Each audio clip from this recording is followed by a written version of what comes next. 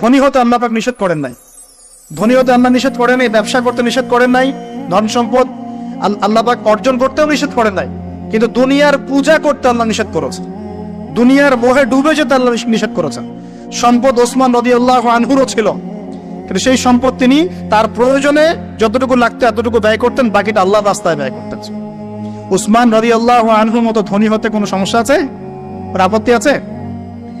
একটা আমল তার জীবনী থেকে পাওয়া যায়, এটা পড়ে আমার কাছে এত নিজেকে এত ছোট মনে হচ্ছে যে কাশ যদি এই আমলটা আমি করতে পারতাম। বলে দেব, চেষ্টা করছি যে করার, আপনারা করার চেষ্টা করেন।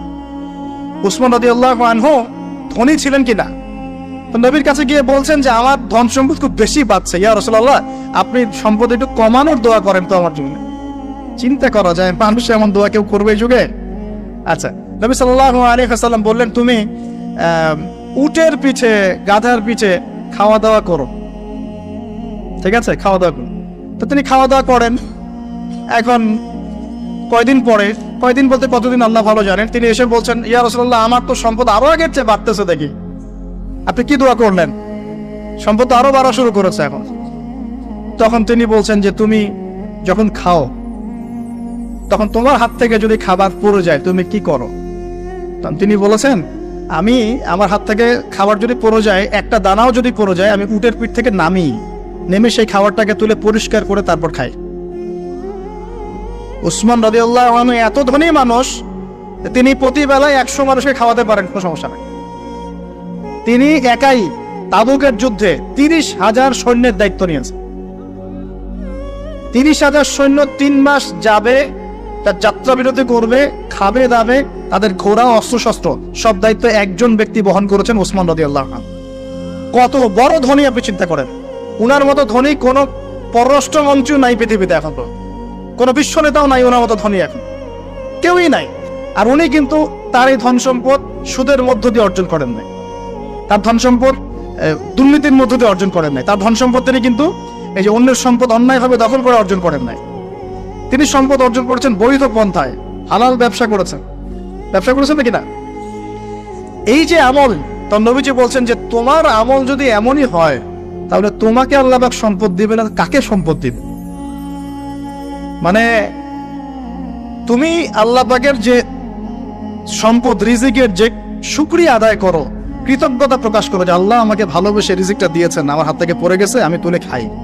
এই যে আল্লাহ পাকের নেয়ামতের প্রতি তোমার যে শ্রদ্ধা, যে সম্মান, এর শুকরিয়া স্বরূপে আল্লাহ পাক তোমাকে এরকম সচ্ছল বানায় দিচ্ছেন, আপনি কিছু করেন নাই। তো উসমান রাদিয়াল্লাহু আনহুর মতো ধনী হতে কোনো সমস্যা আছে? তিনি কৃপণ ছিলেন না, তিনি আল্লাহ পাকের নেয়ামতের শুকরগুজার ছিলেন। ভুল ব্যাখ্যা নিবেন না, তিনি আল্লাহ পাকের নেয়ামতের শুকরগুজার ছিলেন। আমরা আল্লাহ পাকের নেয়ামতের শুকরিয়া আদায় করবো ইনশাআল্লাহ, এবং যা রিজিক আল্লাহ আমাদেরকে দিয়েছেন এতে সন্তুষ্ট থাকবো ইনশাআল্লাহ, এবং হালাল ভাবে চলার চেষ্টা করব। আল্লাহ পাক আমাদেরকে ধন দিলে সেই ধন সম্পদ যতটুকু আমার পরিবারের জন্য প্রয়োজন, বাড়তিগুলো আমরা আল্লাহর পথে দান সদকা করবো ইনশাআল্লাহ। আল্লাহ পাক আমাদের সবাইকে আল্লাহর রাস্তায় দান করার তৌফিক এনায়েত করুন, আমিন। সমাজ কল্যাণমূলক কাজ করেন না, জনসেবা করেন, মানুষের সেবা করেন, মানুষের কাছে থাকেন, সোশ্যাল ওয়ার্ক করেন। এই যে অ্যাসোসিয়েশন আছে না কিছু সামাজিক, নন পলিটিক্যাল, নন প্রফিটেবল কিছু ফাউন্ডেশন থাকে না, মানুষের কল্যাণে কাজ করেন, ইফতারের প্রজেক্ট করেন সামনে, ঠিক আছে। তারপরে শীতবস্ত্র হয়, তারপরে যে ত্রাণ রিলিফ, মানুষের কল্যাণ, বৃক্ষরোপণের কাজ, তারপরে আপনার এই যে রক্তদান কর্মসূচি, এই টাইপের যে ভালো ভালো কাজ, সমাজ কল্যাণমূলক কাজ, এই সমাজ কল্যাণমূলক কাজগুলো করলে মনটা বড় হবে। চাও ভালো কাজে ব্যস্ত থাকবেন, আপনি দেখবেন মাথার মধ্যে শয়তানি নাই। যখন মানুষের কাজ নাই, সারাদিন অলস বসে থাকে, মাথার মধ্যে দুনিয়ার শয়তানি ঘোরাফেরা করতে। আল্লাহ পাক আমাদের সবাইকে ভালো কাজের সাথে থাকার তৌফিক দান, এবং ভালো কাজে একে অপরকে সহযোগিতা করার তৌফিক দান। নিজেকে ভালো কাজে ব্যস্ত রাখেন। দান সৎকার করলে কখনো টাকা কমে যায় না, মনে রাখবেন। দান করলে কোনোদিনও টাকা কমে যায় না।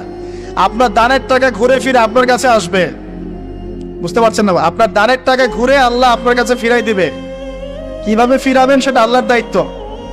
আমি কি বুঝাবো কিভাবে ফিরাবেন? বুঝবেন, একটু বোঝার চেষ্টা করবেন। অর্থনীতি কিন্তু কঠিন, সহজ করে বোঝানোও কঠিন, সবাই সহজ করে বোঝাতেও পারবে না। আমি একটা পয়েন্ট খালি বোঝাই আপনাদেরকে, বোঝেন, চেষ্টা করেন। মনে করেন আপনাদেরকে অর্থনীতি বোঝাই, এগুলো আমাদের সাবজেক্ট ছিল, আর তখন আমরা আসলে অর্থনীতি কিছুই বুঝতাম না। তারপরে যখন কোরআন হাদিস পড়া শুরু করলাম তখন দেখলাম যে ও আচ্ছা, ব্যাপার তো খুব সহজ, সহজ জিনিসটাকে এত কঠিন করা হয় কেন? দেখেন কিরকম, মনে করেন একটা বাজার, আপনাদের একটা বাজার আছে কি? আচ্ছা, এই বাজারের মধ্যে ধরেন 100 ব্যবসায়ী আছে, ব্যবসায়ীরা ব্যবসা করে। আল্লাহ পাক ব্যবসা হালাল করেছেন না হারাম করেছেন? হালাল ব্যবসা। ব্যবসায় একটা 10 টাকার পণ্য আপনি চাইলে 30 টাকা, 40 টাকা, 50 টাকা, 100 টাকা বিক্রি করতে পারবেন কি না? পারবেন। মার্কেটের একটা ফিক্সড প্রাইস থাকে, মার্কেট প্রাইস, এটাকে বলে মার্কেট প্রাইস, যে একটা দাম নির্ধারণ করা হয় যে আমরা এই দামে সব সেল করব, তাই না? আচ্ছা, ব্যবসায়ীরা ব্যবসা করছে, ব্যবসায় লাভও আছে, লসও আছে, ঝুঁকিও আছে, লাভও হতে পারে, লসও হতে পারে। এখন ব্যবসা করার সময় দেখা গেল যে এক ভাই লাভ করলো আর এক ভাই লস করলো, এমনটা হয় কি না? আচ্ছা, আল্লাহ পাক এখানে কি করেন জানেন? এই বাজারের মধ্যে যে সম্পদগুলো আছে, অর্থ সম্পদ, আপনারা যেটা কারেন্সি বলেন, এগুলো আল্লাহ রাব্বুল আলামিন হাত থেকে হাতে ঘোরাতে থাকেন। আজকে আপনার হাতে, কালকে তার হাতে, কালকে তার হাতে, পরশু আরেক ভাইয়ের হাতে। এই সম্পদ বাজারের মধ্যে ঘুরতে থাকে। বাজারটা হতে পারে সমাজ, হতে পারে রাষ্ট্র, হতে পারে বিশ্ব। ভালো করে বোঝেন, ছোট পরিসরে হতে পারে সমাজ, হতে পারে রাষ্ট্র বা বিশ্ব। আল্লাহ পাক সম্পদটা সার্কুলেট করেন, ঘোরাতে থাকেন। আজকে তার হাতে, কালকে তার হাতে, কালকে তার হাতে, এভাবে সম্পদ ঘুরতে থাকে। লাভ লসের রিস্ক আছে, কেউ লাভ করে, কেউ লস করে। এভাবে সম্পদ সার্কুলেট হতে হতে হতে আল্লাহ পাক যাকে ইচ্ছা ধনী বানান, যাকে ইচ্ছা গরিব বানান। কথা বুঝতে পারছেন? এটা হলো এই জায়গায় রিজিকটা নিয়ন্ত্রণ করেন সরাসরি আল্লাহ পাক। আল্লাহ পাক কারো সম্পদ নেন, কারোকে দেন, কারো কাছ থেকে নেন, কারোকে দেন, কারো কাছ থেকে নেন, কাউকে দেন। এভাবে সম্পদ ঘুরতে থাকে। আর যদি দেখা যায় সম্পদ মানে চাহিদার চেয়ে কম হচ্ছে, আল্লাহ পাক সম্পদ উৎপন্ন করে দেন। জমিন থেকে উৎপন্ন করেন, আসমান থেকে উৎপন্ন করেন। আমি মানে বুঝতে পারছেন? এরপরও যদি দেখা যায় যে সমাজে সংকট হলো, অন্য সমাজ থেকে আমদানি করতে হয়। যদি একটা রাষ্ট্রের সংকট হচ্ছে, অন্য রাষ্ট্র থেকে আমদানি করতে হয়। এভাবে একটা সিস্টেম চলে, ইসলামিক সিস্টেম। এখানে ব্যবসা হচ্ছে মূল। এখানে দায়িত্ব আল্লাহ নিয়ে নেন, কাউকে ধনী করবেন, কাউকে গরিব করবেন। সম্পদ ঘুরতে থাকবে, ঘুরতে থাকবে। এভাবে আল্লাহ পাক আপনার এই যে ধনী ব্যক্তি মনে করেন যে সম্পদ এখানে লাভ করেছে, এই ব্যক্তির উপর আবার যাকাত ফরজ আছে। কি আছে? যাকাত ফরজ আছে। এখন এই যখন ধনী হবে, হিসাব পরিমাণ সম্পদ আসবে, তখন এই যাকাত দিবে গরিবকে। তখন যার হাত থেকে সম্পদ চলে আসছে, ওর কাছে আবার সম্পদ ফিরে যাবে। বুঝতে পারলেন কি কিভাবে সম্পদ আল্লাহ পাক করান? এর যাকাত ছাড়াও আছে সাদাকা। সাদাকা ছাড়া সাদাকাতুল ফিতর আছে, অনুদান আছে। এবং নরমালি আল্লাহ পাক কিন্তু সদকা করতে উৎসাহিত করেন। এইভাবে একটা ইকোনমিক সিস্টেম চলতে থাকে, ছোট বা বড় পরিসরে। এইভাবেই মদিনা টিকে ছিল, এভাবেই মদিনার ইকোনমিক সিস্টেম চলতো নবী সাল্লাল্লাহু আলাইহি ওয়াসাল্লামের যুগে। তো সেখানে আরো একটা বিষয় এক্সট্রা ছিল, যেটা এখন নাই। সেটা ছিল গনিমত। সেটা কি? রাসূল সাল্লাল্লাহু আলাইহি ওয়াসাল্লাম সাহাবীরা বিভিন্ন যুদ্ধ এবং জিহাদ করতেন কিনা? না, তারা তো এগুলো করতেন না। ঘর মসজিদে বসে খালি সুবহানাল্লাহ পড়তেন। হ্যাঁ নাকি? বদর ওহুদ তো হয়নি ইসলামে, হয়েছে?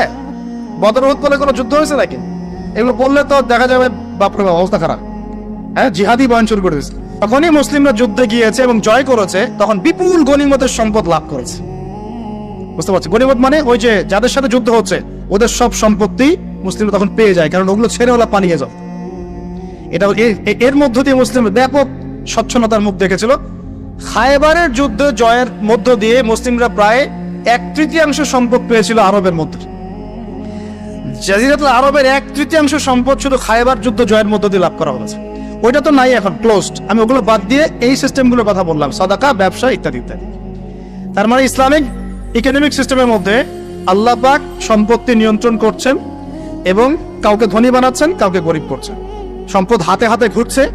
যে ধনী সে আবার যাকাত দিচ্ছে, তখন গরিবের কাছে ধনীর সম্পদে চলে আসছে। এখন চলমান সিস্টেমে কি সমস্যা হয়? যখন আপনি ব্যবসাটাকে গুটিয়ে নিয়ে সুদটাকে প্রাধান্য দিচ্ছেন, মানে সুদের মধ্যে কি লাভ লস দুটা রিস্ক আছে, ঝুঁকি আছে কোনো? সুদে আপনি যখন খান, আপনি কি বলেন যে ঠিক আছে আমি 100 টাকা নিলাম, ব্যবসায় লাভ হলে আমি দিব 50%, লস হলে 50%। এটা তো সুদ না, এটা তো সুদ না। এটা কি সুদ?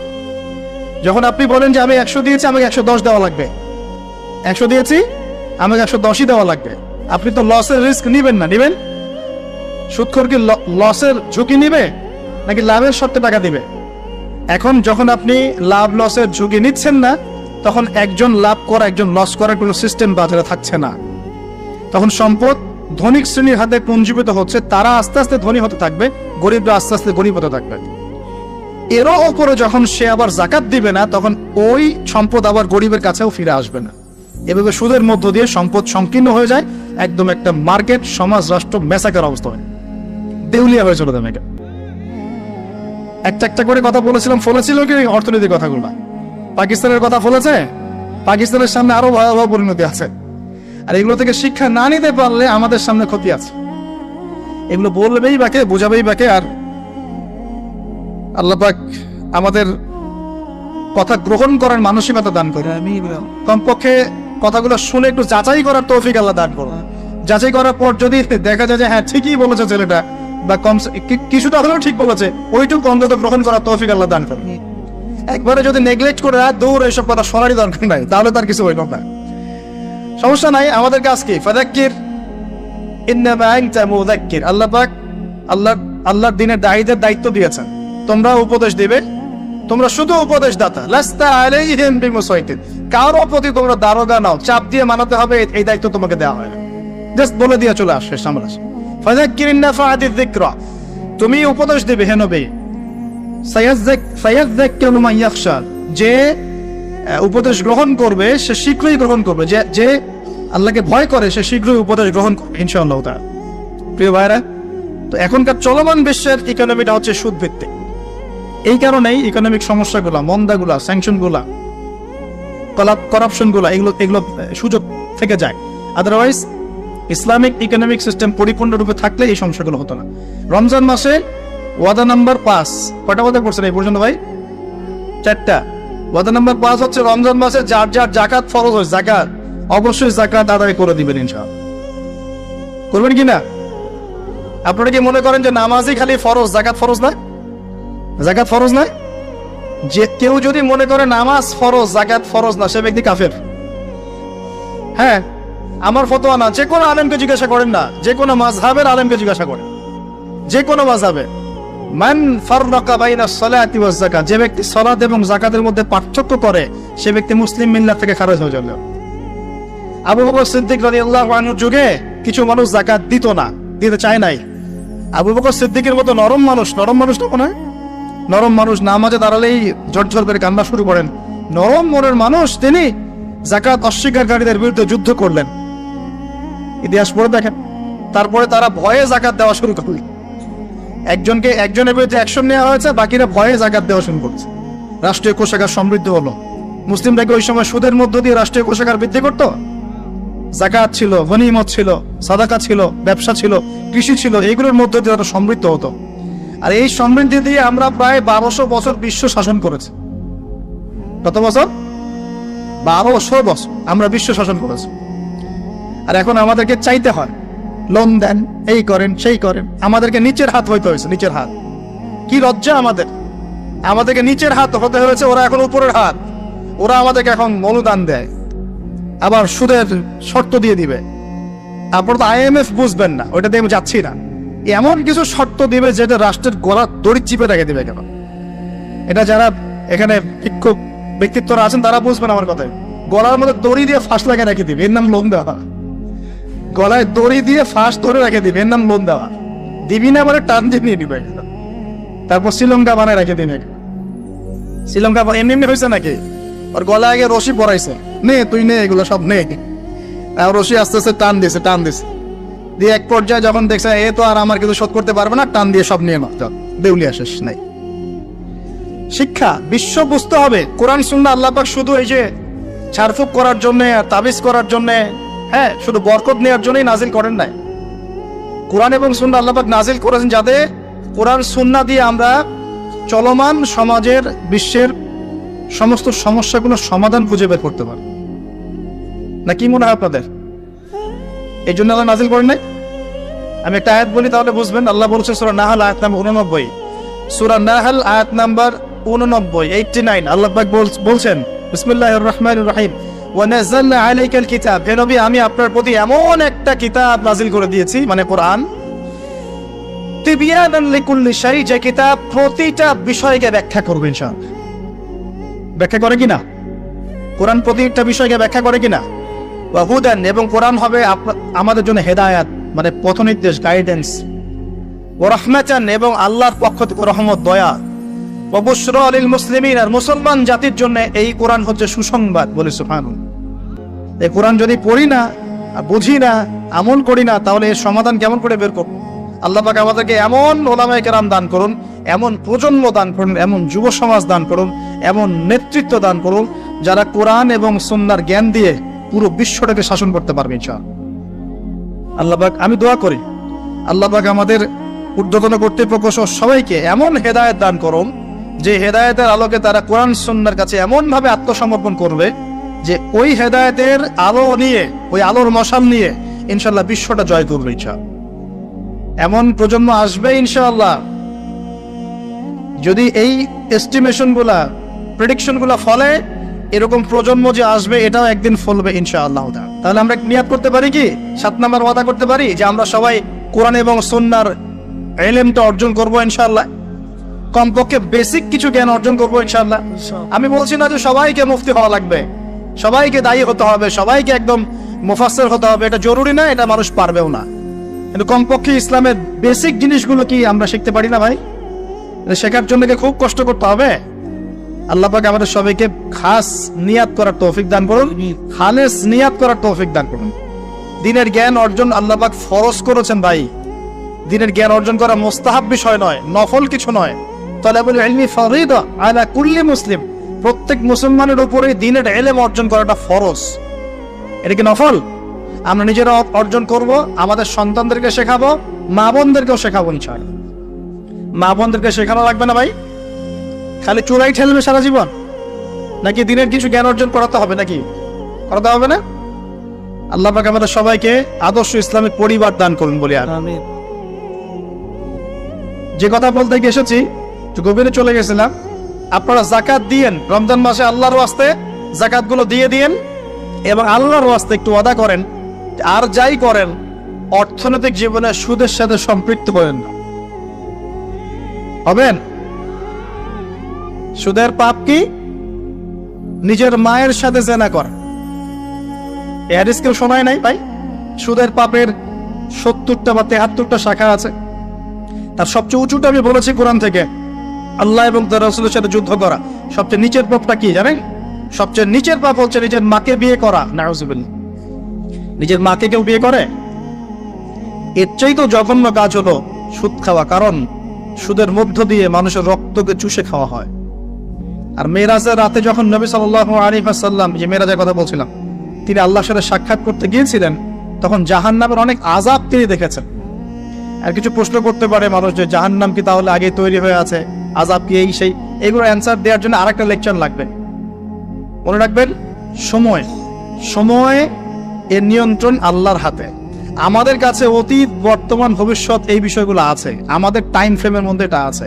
আল্লাহ পাকের কাছে এইভাবে সময় না যে অতীত একটা, এটা বর্তমান, এটা ভবিষ্যৎ, এমন নয়। সবকিছু আল্লাহর সামনে, সবকিছু।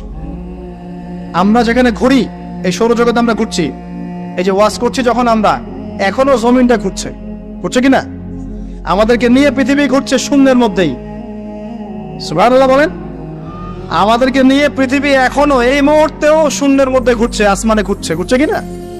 আমরা কি টের পাচ্ছি? টের পাচ্ছি না। সূর্য উঠছে, আমাদের কাছে মনে হয় যে একটা দিন আসলো, ডুবলো, একটা রাত হয়ে গেল। যদি আল্লাহ পাক পৃথিবীর ঘোরার গতিটাকে কমায় দেন, তাহলে কি হবে জানেন? দিন রাত লম্বা হয়ে যাবে। বুঝেন নাই মনে হয়? আল্লাহ পাক যদি এই যে আমরা ঘুরছি মনে করেন এভাবে, আল্লাহ যদি গতিটাকে কমায় দেন আস্তে আস্তে করে, তাহলে দিন রাত লম্বা হয়ে যাবে।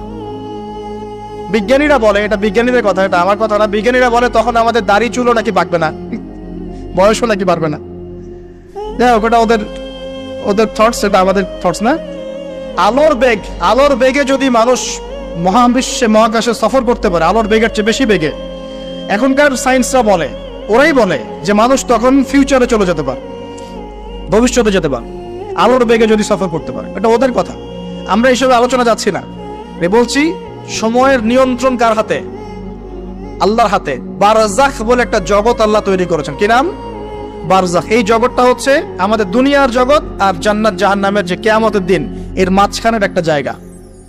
এখানে ইল্লিন আর সিজ্জিন দুটো স্তর আছে, একটা নাম ইল্লিন, একটা সিজ্জিন। এই দুনিয়ার নেককার মানুষ যারা, তাদের আত্মাগুলোকে আল্লাহ পাক এই যে ইল্লিনে নিয়ে গিয়ে রেখে দেন। আর দুনিয়াতে যারা পাপী, পাপাচারী, তাদের আত্মাগুলোকে আল্লাহ পাক সিজ্জিনে রেখে দেন। এই যে কবরের যে আযাব, যে আমরা একটা কথা বলি, এটা আযাব বলি রুহের আযাব। কিসের আযাব? রুহ। দেহ তো আপনার নাই, ওখানে দেহ আছে? দেহ তো পচে গেছে, গলে গেছে, তাহলে আযাবটা কিসের? রুহের। বুঝাচ্ছি, আমি এই এই পড়াশোনাটা করেছি ইমাম গাজ্জালী রাহিমাহুল্লাহর বই থেকে। এত গভীর মানে লেখা, মানে ধরতে গেলেও মনে হয় যে একটা লাইন 10 বার পড়তে হচ্ছে। একটা এক্সাম্পল দিয়ে তিনি বোঝাচ্ছেন, একটা এক্সাম্পল দিয়ে বোঝাচ্ছেন এভাবে। তিনি বলছেন এটা একটা উদাহরণ মাত্র, এটাই প্রকৃত ব্যাখ্যা না, একটা উদাহরণ মাত্র। বোঝানোর চেষ্টা করছেন তিনি এভাবে যে আমরা যখন ঘুমাই, অনেকে ভালো স্বপ্ন দেখেন না? ভালো স্বপ্ন দেখে আপনার কাছে ভালো লাগছে, খুব মজা লাগছে না? স্বপ্নের মধ্যে আপনি কি ভালো ফিল করছেন, মাশাআল্লাহ ভালো লাগছে, ঘুরছেন ফিরছেন খাচ্ছেন। যখন কোনো খুব ভালো আপনি একটা স্বপ্ন দেখেন, আপনার কিন্তু ভালো লাগে। আপনি স্বপ্নে ঘুমন্ত অবস্থাতেই আপনি স্বপ্নে বাস্তবের ফিলিংস পাচ্ছেন, এমন হয় না? আল্লাহ পাক যদি আপনাকে স্বপ্নের মধ্যে রেখে দেন ধরেন 1 বছর 1.5 বছর 2 বছর, তার মানে 1-2 বছর আপনি স্বপ্নের মধ্যেই বাস্তবের ভালো লাগার ফিলিংসটা পেতে থাকবেন, কিন্তু আপনি ঘুমিয়ে আছেন। বাইরে থেকে আমি আপনাকে দেখছি যে আপনি ঘুমিয়ে আছেন, আপনি ঘুমন্ত অবস্থাতেও ভালো স্বপ্ন দেখেই ভালো ফিল করছেন। তিনি বোঝাচ্ছেন, উদাহরণ দিয়ে বোঝাচ্ছেন, এটা কিন্তু ব্যাখ্যা না, জাস্ট একটা বোঝাচ্ছেন উদাহরণ দিয়ে। আল্লাহ পাক যখন শহীদদের রূহগুলোকে জান্নাতে রেখে দেন, জান্নাতে তারা এইভাবে রূহগুলো ঘুরতে থাকে, ফল ফলাদি খেতে থাকে, পাখির মধ্যে রূহ দিয়ে দেন, সবুজ পাখি, এই পাখি উঠতে থাকে, তারা ভালো ফিল করতে থাকে। ওই হায়াতটাকে আল্লাহ পাক তাদের কাছে বাস্তব বানিয়ে দিয়েছেন। কথা বুঝতে পারছেন? ওই হায়াতটাকে আল্লাহ পাক তাদের কাছে বাস্তব বানিয়ে দিয়েছেন।